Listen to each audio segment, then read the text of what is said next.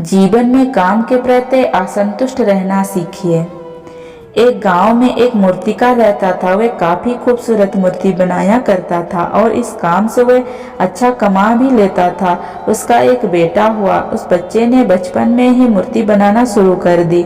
उसका बेटा बहुत अच्छा मूर्ति बनाया करता था और पापा अपने बेटे की कामयाबी पर खुश होते थे।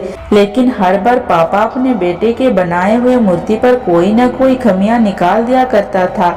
उसका पापा कहता था, बहुत अच्छा मूर्ति बनाया है, लेकिन अगले बार इस कमी को दूर करने की कोशिश करना। बेटा भी कोई शिकायत नहीं करता था। वह अपने पापा की सलाह पर अमल करते हुए मूर्तियों को और बेहतर बनाने की लगातार प्रयास करता।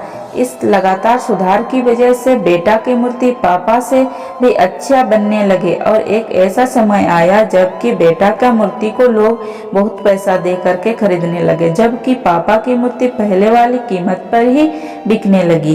अब पापा भी उसका बेटे की बनाई मूर्ति पर खामियां निकालते रहे, लेकिन बेटा को अब यह अच्छा नहीं लगता था। लेकिन फिर भी वह उन कमियों पर सुधार लाता था।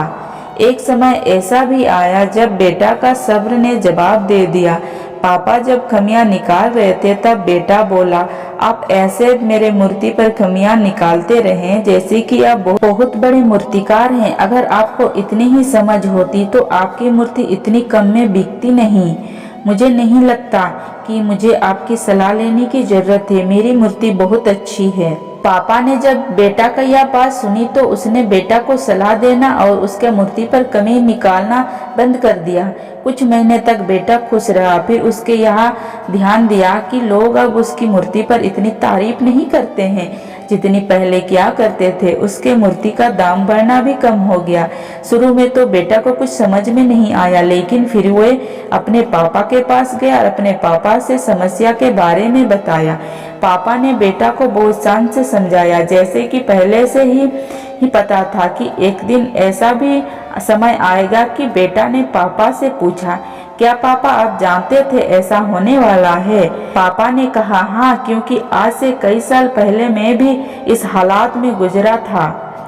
बेटा ने सवाल किया, तो फिर आपने मुझे समझाया क्यों नहीं? मैं जानता हूँ कि तुम्हारी जितनी अच्छी मूर्ति मैं नहीं बना सकता और यह भी हो सकता है कि मूर्ति के बारे में मेरी सलाह गलत हो, और ऐसा भी नहीं है कि मेरी सलाह की वजह से तुम्हारी मूर्ति बेहतर बनी हो। लेकिन मैं जब भी तुम्हारी मूर्ति की खामियां देखता था तब तुम अपने बनाए मूर्ति से संतुष्ट नहीं होते। तुम खुद को बेहतर करने की कोशिश करता और वही बेहतर होने की कोशिश तुम्हारी कामयाबी का कारण था।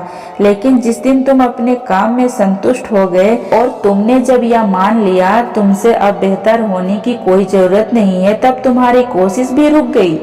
लोग तुमसे बेहतर की उम्मीद करते हैं और यही कारण है कि अब तुम्हारी मूर्ति के लिए तारीफ नहीं करते और ना ही उसे के लिए ज्यादा पैसा देते।